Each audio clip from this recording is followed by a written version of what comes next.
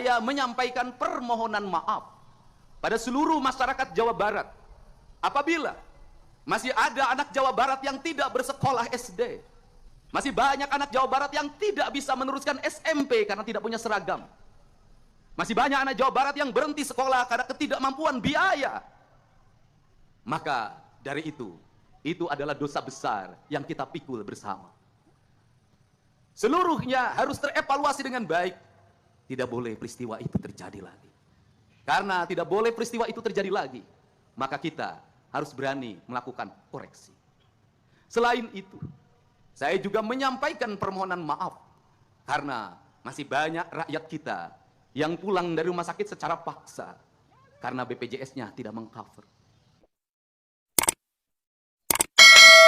Tanggal 17 Agustus tahun 2025, suasana alun-alun Bandung dipenuhi ribuan warga Jawa Barat. Upacara peringatan HUT ke-80 RI digelar dengan hikmat. Gubernur Jawa Barat, Deddy Mulyadi, berdiri di podium utama dengan pakaian adat Sunda berwarna putih gading. Udara sejuk pagi itu seakan menambah kehusyukan upacara. Semua mata tertuju padanya, menunggu pesan yang akan disampaikan di hari bersejarah ini. Ketika lagu kebangsaan berkumandang, banyak warga yang meneteskan air mata. Mereka teringat perjuangan para pahlawan yang rela berkorban demi kemerdekaan. Di antara peserta upacara ada guru, petani, pedagang, hingga tenaga medis. Mereka semua hadir untuk merayakan kebersamaan. Namun, di balik senyum kebanggaan itu, ada juga wajah-wajah yang menyimpan keresahan tentang pendidikan dan kesehatan di pelosok Jawa Barat. Usai pengibaran bendera, Deddy Mulyadi melangkah maju untuk memberikan amanat.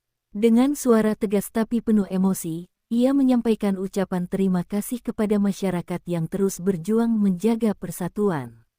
Namun di tengah pidatonya, suaranya sedikit bergetar. Ia berhenti sejenak, menatap para hadirin, lalu mengucapkan kalimat yang mengejutkan. Saya minta maaf, pendidikan dan kesehatan di Jawa Barat masih belum merata. Ucapan itu membuat suasana hening. Para pejabat yang duduk di barisan depan terdiam, sementara masyarakat menatap dengan campuran haru dan kaget. Tak banyak pemimpin yang berani meminta maaf di depan rakyat saat upacara kenegaraan. Deddy melanjutkan, masih ada anak-anak kita yang harus berjalan puluhan kilometer untuk sekolah. Masih ada warga kita yang kesulitan mendapat layanan kesehatan layak. Ini tanggung jawab saya sebagai gubernur. Deddy mengakui bahwa meski pembangunan sudah berjalan, masih ada kesenjangan antar wilayah. Kota-kota besar di Jawa Barat relatif maju, tetapi di pelosok pegunungan dan perbatasan, banyak warga belum menikmati fasilitas dasar. Saya tidak ingin menutupinya dengan kata-kata manis. Karena rakyat pantas tahu bahwa kita masih punya pekerjaan rumah besar, ucapnya dengan nada penuh ketulusan. Seorang ibu dari Garut yang hadir di lapangan terisak mendengar permintaan maaf itu. Ia teringat anaknya yang sering sakit namun harus antre lama di puskesmas. Seorang guru dari Cianjur juga menunduk, teringat murid-muridnya yang belajar di ruang kelas bocor saat hujan.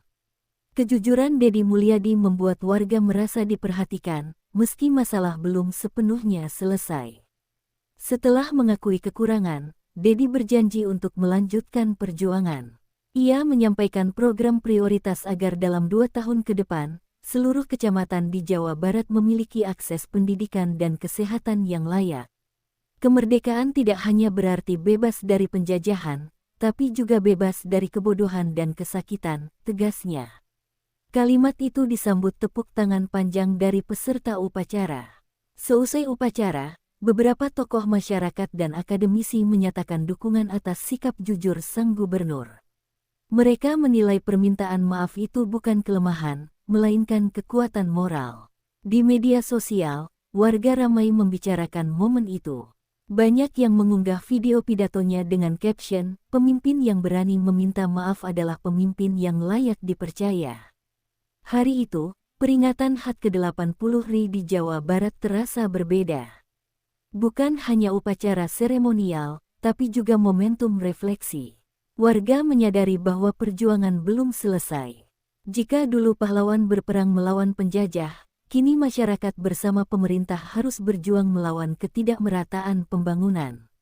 Semangat gotong royong kembali digelorakan. Sore hari, ketika upacara usai, langit Bandung terlihat cerah. Warga pulang dengan hati penuh harapan. Mereka tahu perjalanan masih panjang, tapi dengan sikap jujur dan berani seperti yang ditunjukkan Deddy Mulyadi, ada optimisme bahwa perubahan nyata akan datang. Permintaan maaf itu menjadi pengingat bahwa seorang pemimpin tidak hanya berbicara tentang keberhasilan, tapi juga berani mengakui kekurangan demi memperbaikinya.